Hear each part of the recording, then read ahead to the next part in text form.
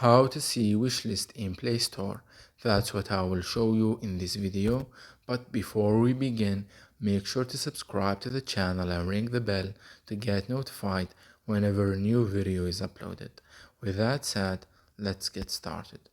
So go ahead and open up Play Store, and once you do that, click on the profile picture or icon at the top right corner, then click on Library, and then click on Wishlist.